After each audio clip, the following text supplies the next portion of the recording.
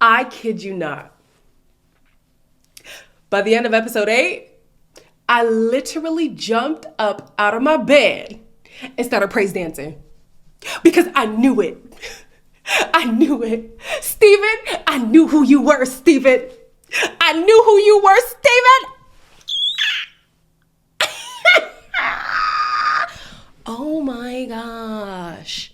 Also, I think I should watch these shows like late in the midnight hour because the way I was so charged up, I think it was sleep deprivation. Hello everybody, welcome back to my channel. My name is Queenie for those who don't know me. Reviewing Love is Blind. I just can't believe it. Love is Blind season 7 episode 8. Before I get into it, please make sure to like this video, subscribe and hit the bell, and leave a comment down below. So as we know, Monica has been complaining about these damn flowers, and Steven got to the point where he was like, oh, here, damn. This is so cool. I thought you'd like that. I can't just give her flowers now at this point. I gotta do a little bit better. A pressed flower workshop. Oh. These are gonna last forever. Yeah. I'm used to going like little models. When you say little models, I don't know if people know what that means. You do? I play D&D as well. He's very, very into it. It's fun. I like your color scheme better. Fuck. I think that mine's prettier. You know what? You're right. Taylor's dad is being similar to my dad. Really? How do you know he's not a liar like your last boyfriend? That's funny. Is it, Steven? Is it really? Ya dirty, stinking liar. When Monica said that her dad was on the phone whispering, asking if Steven was the right guy, I was like, so this whole whispering all the time, is this hereditary? Like, what's going on? At least we see where she gets it from. It's something that her family does, apparently. Monica's dad said he supports her decision to go through the process. However, he's not comfortable being on camera. Honestly, some of the parents this season, y'all are making a great decision. Because in seasons past, parents will come, show their ass, and then it's a mess. So I'm glad that these parents are like, one, y'all not coming into my home. And two, I'm not even coming on camera. Y'all can forget that. I support you though, because I love you. Back to this whole flower situation. Yeah, Steven definitely strikes me as a here damn kind of guy because it was not that hard to swing by and grab a little bouquet of flowers for this girl since she wanted it so bad. And since you promised you would do gestures like that, even if he was like, okay, well, I didn't mean like flowers specifically. What gestures have you done? What gestures have you done? Even in the pods, he wrote her a poem. What have you done out here that you said you were gonna do? So even though Monica is making it way bigger than it has to be, he set a precedent and he's not living up to the expectation that he put on himself.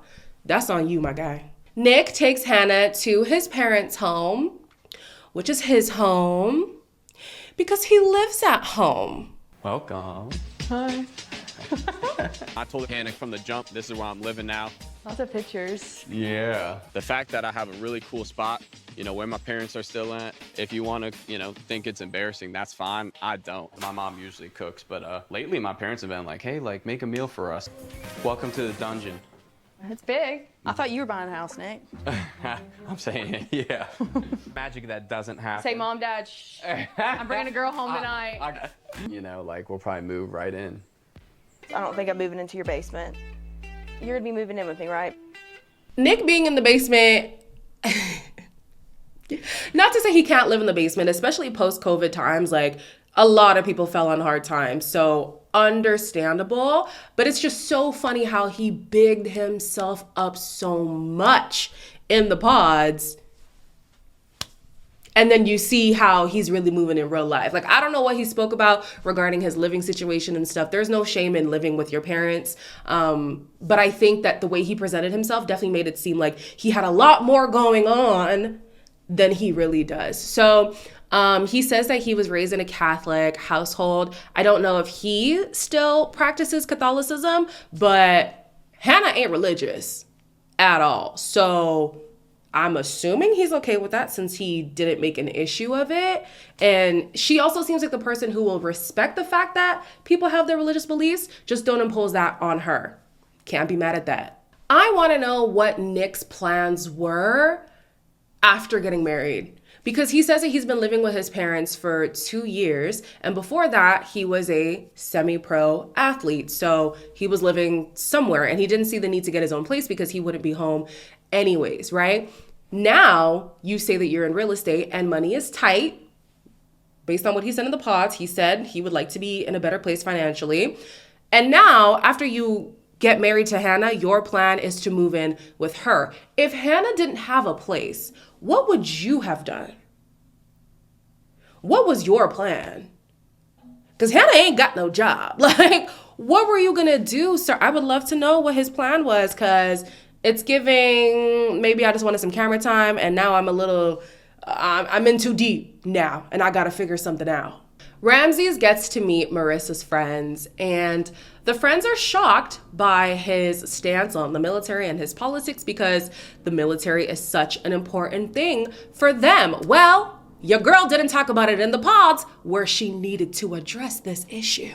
It's been so easy for us, like, and we keep talking about that, but like, it's been so easy. We talked about trauma, everything. we talked about finances, we talked about lifestyle. Like religion. It was like the first time someone I was dating, like, isn't like, yeah, your military service is amazing, it's the best thing ever. Go back into the military, would that cause divorce?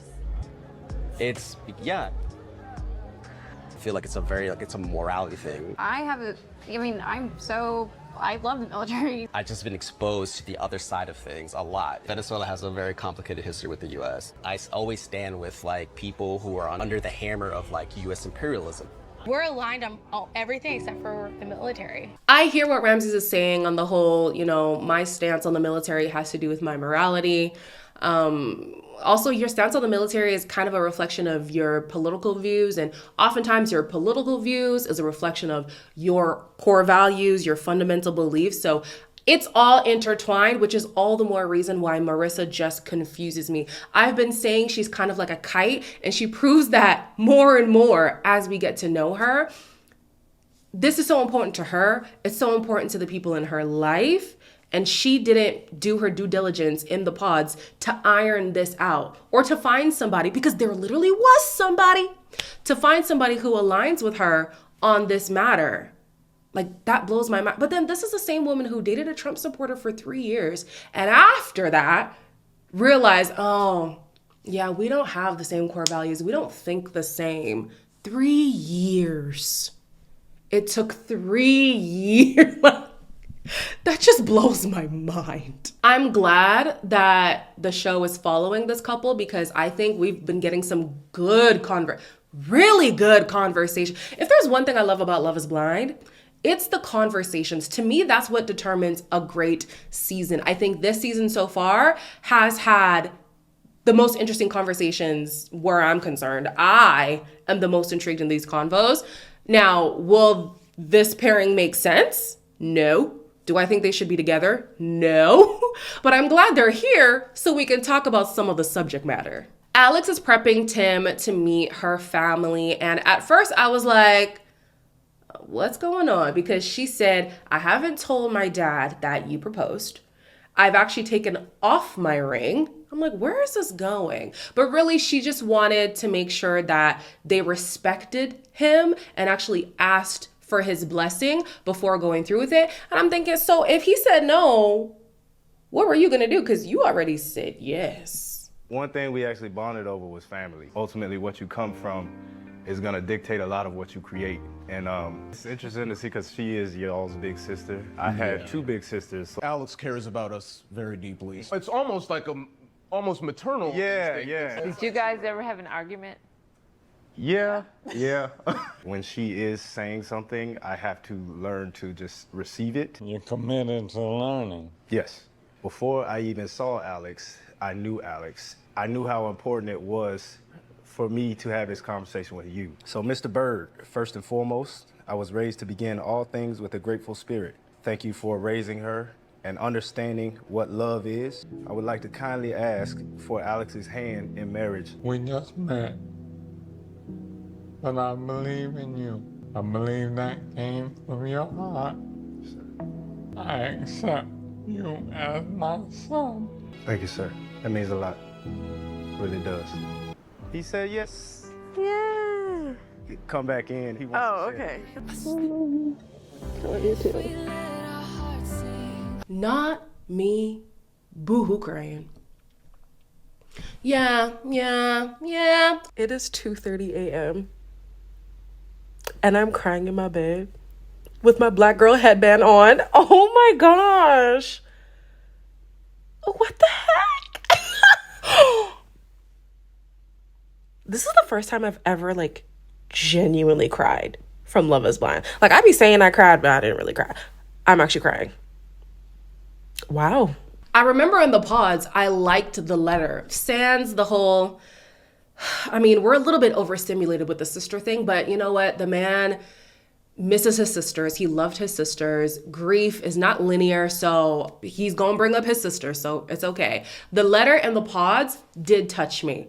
The letter now, reading it to the dad. Oh my gosh, it was so good. It was so good. Tim was really good with the family. And Alex wasn't lying when she said, "You are just like my father." They were getting on like two peas in a pod. It was, yeah. Okay, Tim, he's really grown on me. Truly, he has. I appreciated the fact that Alex and Tim were honest about how things have been going. They have had their ups and downs. They have had arguments.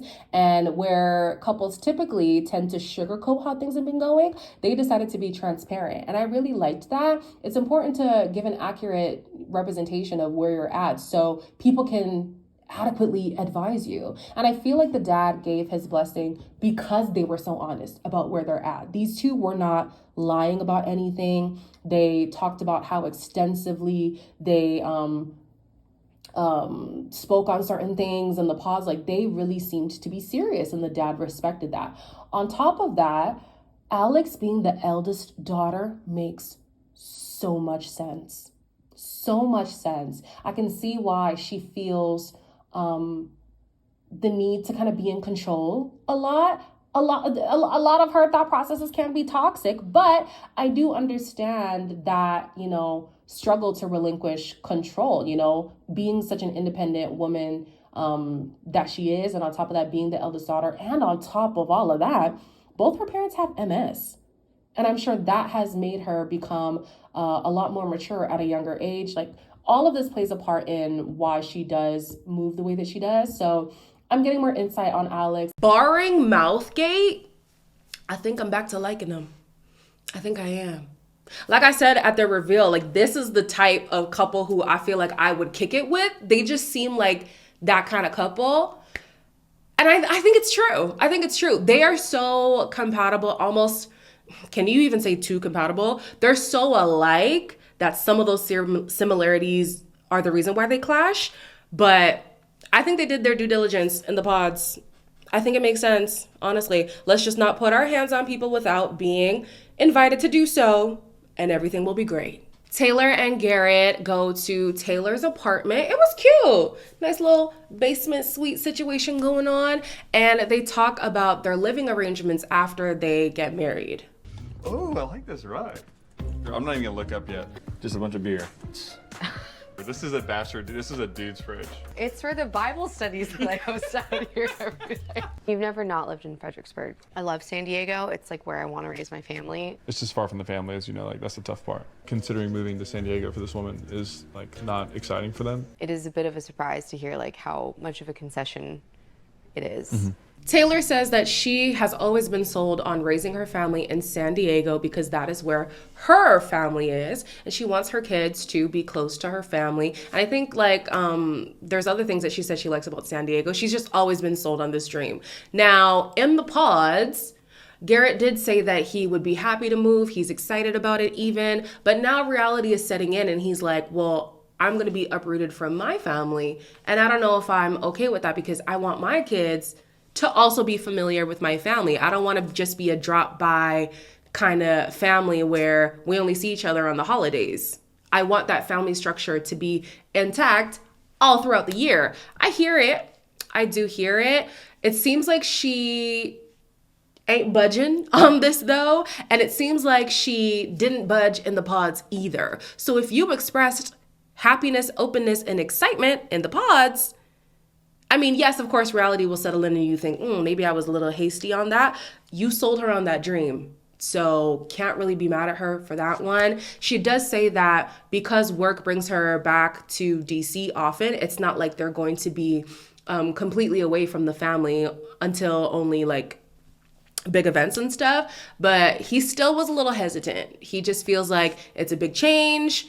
He will be away from his family. He will have to start from scratch, whereas she will be established. I think that's a part of it too. If they chose a neutral ground, maybe somewhere in the middle, I think it would be a better compromise for them, just because they're both on equal footing. Instead of him having to give up so much for her to get everything that she wants. I don't know, maybe they can work something out, but as of right now, she wants to go to San Diego. Steven shares that he went on the show with the risk that he would not have a job when he returns. And when he came back to DC, he discovered that, in fact, his job is no more. So he is now permanently in the house husband position.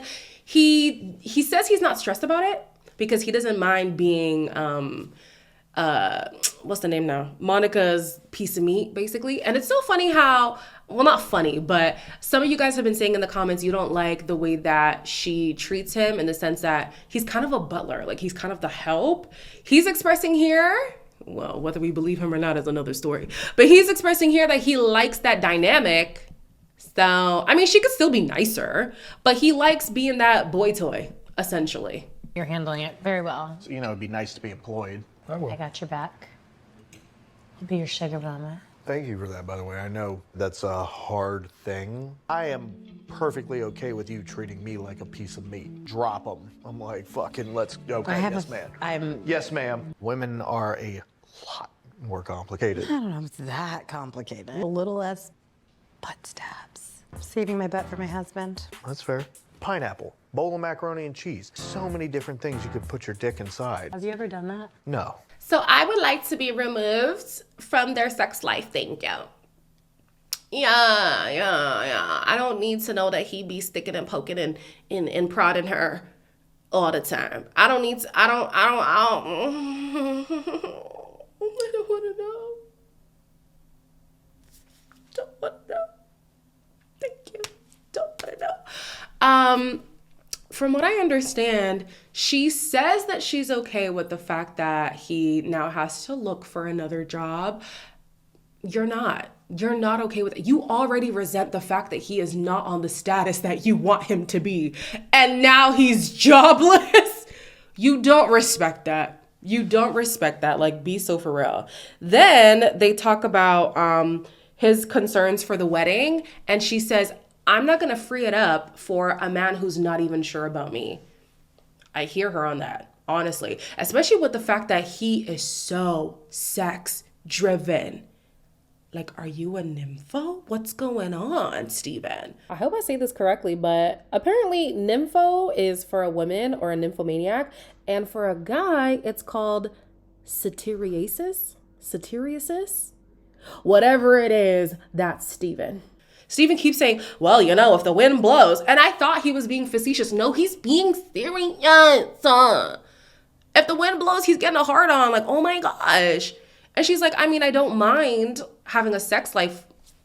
I don't mind our sex life, but I'm not going to keep giving you the nanny if you're just going to say no to me. Like, what's that about? I wasn't sure if she was saying that physically she can't even get aroused by him now because of these new revelations that she's had about him. But I would assume that that's a part of it. Number one, because he talked about the woman's body being a lot more complex than a man's, which, yeah. And when she looks at this man, it looks like she would rather be getting a root canal. Like, she's so bored. She cannot stand the presence of this man. In the last episode, Hannah said that Nick is the type of guy, well, she feels as if Nick is the type of guy who needs to be told what to do or he's not gonna do it. Come to find out, that is true. And now they're having an issue regarding the domestic duties. I feel more at home. What, that I cleaned? It's nice that, like, if I tell you, like, hey, Nick, we take the trash out, you do. But I feel like you should be able to do that. Like, I don't want to have to tell you every time. Like, I do take out the trash. You vacuum once every 2 weeks, Nick? Well, it's just downstairs. I vacuum every single day. Yeah. Do you think it's partly because of Luna? I think I'm financially more literate than you are. Okay. When we get married, you don't want to join our account. We could play it by ear. It's a good thing I don't have any debt or student loans. I do have student loans. Maybe we can have a separate joint account for like our savings and stuff for our travels. Or for a home. Phone bill. Your parents pay your phone bill. What's your plan with that? Are your parents still going to be paying certain of your bills, or are you joining them with me? I would join them with you. Stocks, I could give a fuck about stocks. I can teach you. Like, is your 401k, is that intertwined with stocks? I think like a bad habit that I have. I like things the way I like things, and everyone else just can't do it as good as me. It was in this conversation that I started to see like, oh, Hannah really is about that life. And even though, you know, we have our feelings about her and these episodes don't have to change your mind about her. You feel how you feel, right? But for me, watching her just be so insecure and projecting and nagging, I was like, you need a lot of help. And it's not to say that that still isn't present, but when it comes to the seriousness of a marriage, the seriousness of actually following through with the process, she gets it. Whereas Nick, he don't get it. He wants to let her take the lead because she is so established already, but you're gonna have to step it up. And you're the one who is the primary breadwinner right now. Even though money is tight, at least you got a job. She ain't working right now. She does have investments and stuff, which is good. Hannah, girl, after we get some therapy, you really gonna be that girl. You really are gonna be that girl. But you gotta step it up, Nick. This man said he still has bills that that his parents pay for, and he doesn't plan on cutting that off anytime soon. He wasn't sure about like, okay, what vision does he have about the finances? Are they gonna do joint accounts? Like, are they gonna split what the bills, however, like he didn't think about none of this. Whereas Hannah has already come with an idea in mind. Now, it seems like she would have liked for him to have an idea too, so they could come to some middle ground, but I'm sure she doesn't mind taking over. Hannah has a takeover spirit. It is what it is.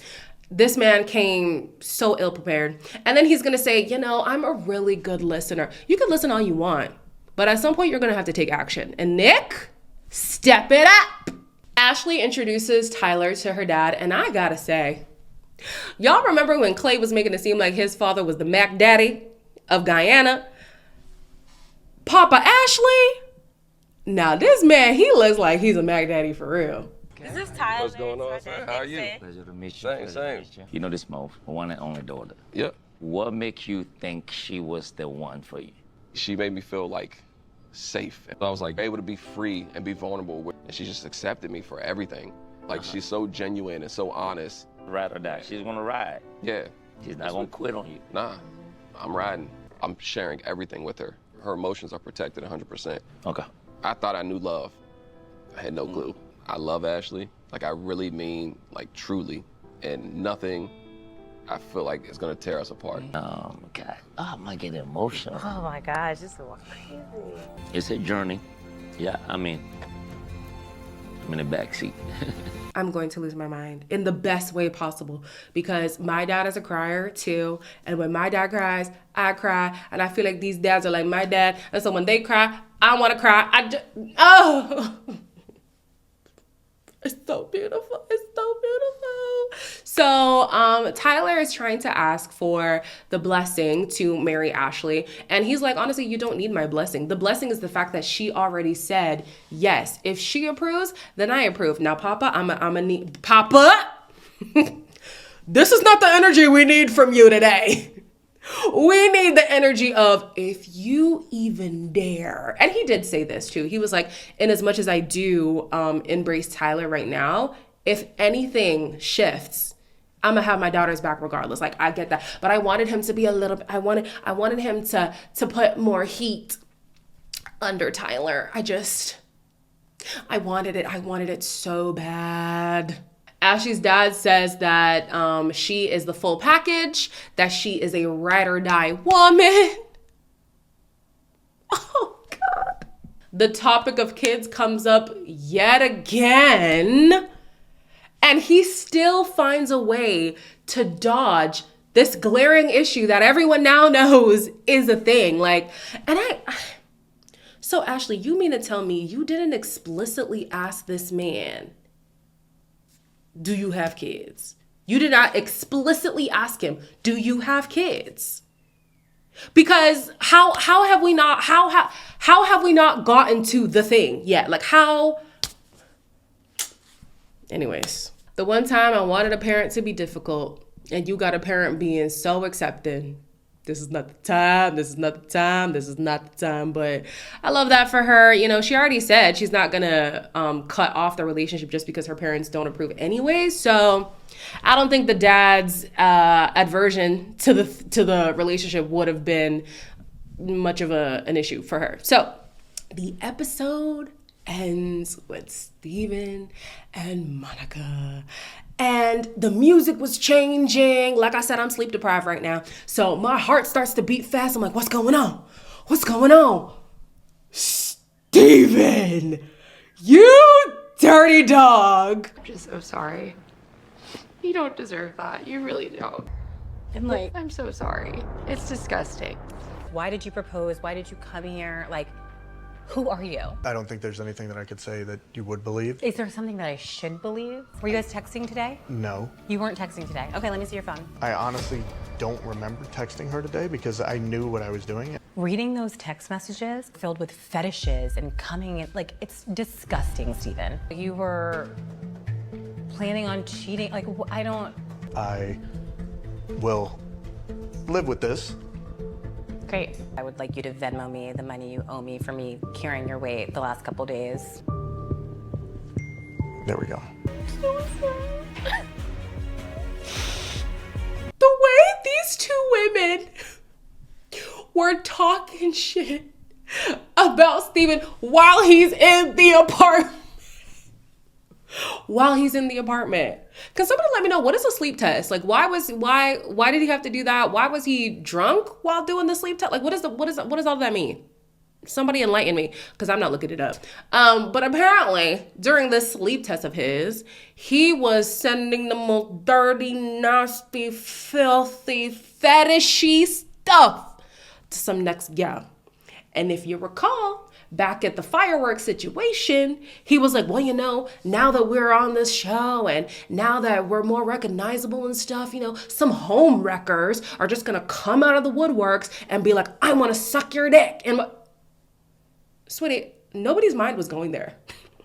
Nobody's mind but yours. Like, what? Huh? And now we know why, because you are out here being a dirty, stinking liar. You lied about why you wanted to come on the show. You lied about being loyal. You lied about wanting to get married. You're a liar. And on live, didn't we say, this man, it's giving, this is my first. It's giving, this is my first.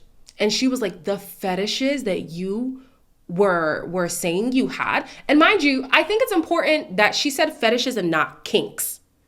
Because I'm pretty sure earlier on, she said, listen, I don't kink shame. You know, you like what you like. It is what it is. I mean, she's accepted the fact that he likes to lick it and stick it and stuff. So, you know, she specifically said fetishes. I can only imagine. Was it race play? I don't know. He gives me the energy that he'd be into race play. Anyways, child, he knew he had no leg to stand on at this point. He was like, I'm not even going to argue with you. I'm wrong. I'm horrible. I'm a disgusting human being. Matter of fact, I've already packed up. You never have to see me again. Get him out of here.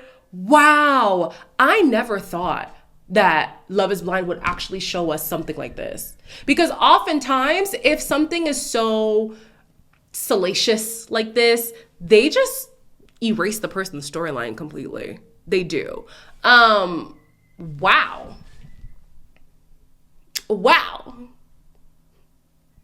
I knew I didn't like this relationship for a reason. Like, something about them, even from the pause, I was like, no, not feeling it. Look at this. Look at this. To get exposed on the show is next level. Is next level. Because the only thing that I can think of that has been, like, exposed on the show, no, was there anything? No, the exposing tends to happen like at the reunion, like somebody like Trevor. But I feel like we've never seen this before, and I want to see it. I want to see it because, like I said on live, It's important for them to show that you can come on here and think that you're gonna act a damn fool, but just know we have the liberty to show it. You wanna show your ass? We'll show your ass. You wanna come be a clout chaser? We'll expose the fact that you're a clout chaser. You wanna come be a cheater? We're gonna expose that you're a cheater. Now, they could have done better by Miss Renee Posh because, come on, y'all set her up too. And her story just got completely erased, just thrown into the abyss. But at least they're starting to really like show us these storylines because not everybody is coming on the show to be genuine. And we know this. Show it. Show the people who are here just for camera time. I loved it. I loved it. Steven, you got everything that's coming to you. Now, don't go and be hateful to this man. Listen, at the end of the day, these are real people. They got real feelings, you know, like whatever. But if y'all wanted to create like a Reddit thread or something about him, I just don't believe in going on people's platforms and harassing them. I don't believe in that. I'll never condone that. But I'm sure he's gonna catch hell. What a great escape for Monica, huh? Because we know she didn't want to be with him. What a great escape, girl. You got lucky.